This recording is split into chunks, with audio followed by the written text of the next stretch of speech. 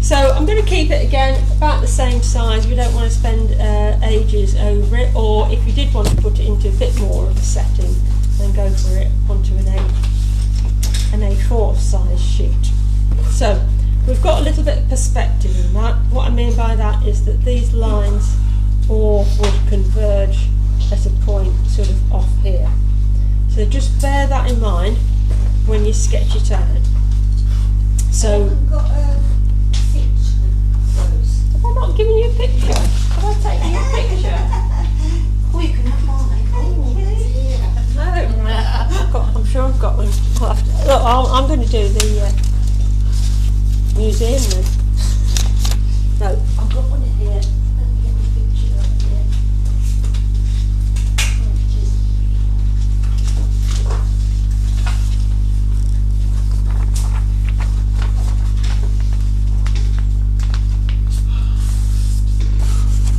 So we've got that bit of perspective on it. So again, when you're sketching with your pencil, just like those of you that were here last week, keep your base of your hand, your little finger, on the paper. Then it's much easier to sort of guide your pencil when you're sketching, rather than being very tight and holding it close to the lead. Hold it much lower down, freer when you're sketching something out. If your lines are in the wrong place, don't worry about rubbing them out. You just want to get it right in the pencil, because it will come in with the ink. So just going to start putting that roof line in. And I say it sort of tapers a little bit. We've got the edge of the shed, and then it tapers out this way. So we've got that bit of perspective on it like that. So you can see these lines all would taper in, and they would converge at a point sort of off the paper. Then begin to look at where your doors are. We've got quite a nice little bit of detail above the doors. We've got the door open, so that's about there. All your uprights will always be nice and upright. It's your horizontal lines that have an angle to them. So we've got that door there and that open doorway. If they're in a bit of a different place, it doesn't matter. It's only an old barn. It doesn't matter if it falls down. We've got quite a big sort of lintel above these open areas, open doorways, and obviously the nice big thick walls. This door is open a bit, so it's coming out towards us at a bit of an angle. So we begin to block it in. Perhaps done my roof perhaps a little bit thick. I'll just taper that a bit more. I'll get rid of that line now. I'm not going to bother putting that shed in. We'll put a bit of foliage there, or that building, and I'm not going to put this corrugated iron on it. We'll finish that edge, and again we'll put a bit of foliage, so we'll use a bit of artistic license. So we would need to put on a little bit of the side of this shed,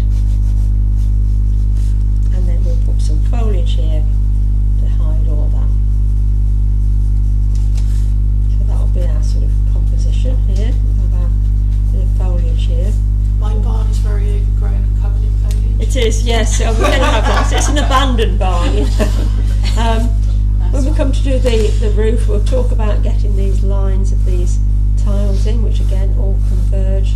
The lines of the bricks will all converge, and you'll get used to doing this the more sort of buildings that you draw.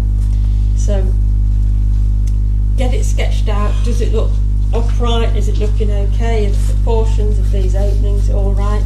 If you want to move them a bit, or I'll probably move that one over a little bit, but it doesn't matter. It's not like we're doing an architectural drawing of it or anything. We're just doing a quick sketch, a pen and ink sketch, and then begin to put in a little bit more detail. So we've got these panels in the door. These are all upright, and then we've got some panels, cross panels coming in. Again, they'll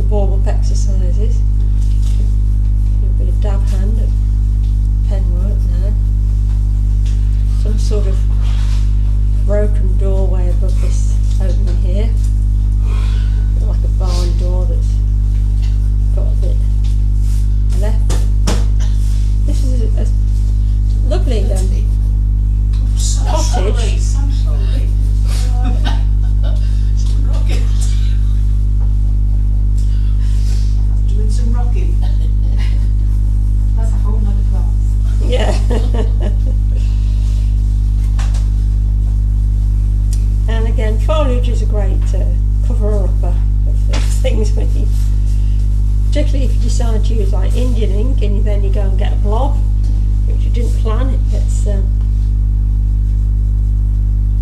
you often have to add a tree or something. We've got some nice sort of stone shapes here, which is really quite interesting. Some blocks of stone here, all sort of overgrown.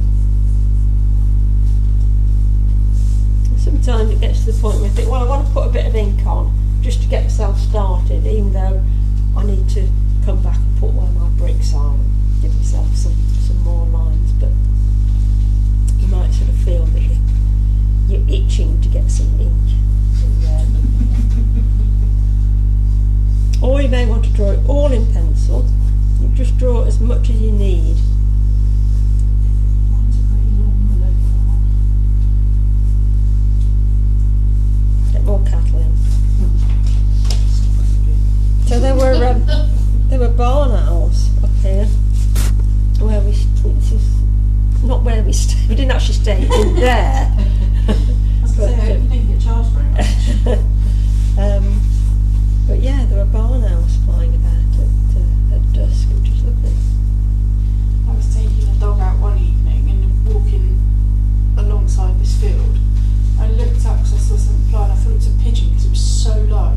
Mm. And it was a barn owl literally just across the road from me, just flew. And you can't hear them, can you? No.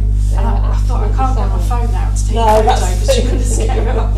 But that was amazing. Yeah, we went to like a talk on owls a couple of years ago, and you know, I can't remember what he said about all of them. There was so much information. He had these owls that would fly from one end of the barn to the other, and at the end he got this barn owl that would go into the church, fly down the aisle, and deposit a little bag with rings on at the vicar's station, saying for the couple that were getting married. And he had us all standing up, and he said, right, I want you to close your eyes, and I'll say 1, 2, 3, open them, and I'll let the barn owl fly through. So we all closed our eyes. He was up here, and then he said 1, 2, 3, open them, and the barn owl was down here. It was so silent, it just like flew between us. Mad. But it's lovely when you see something like that, isn't it?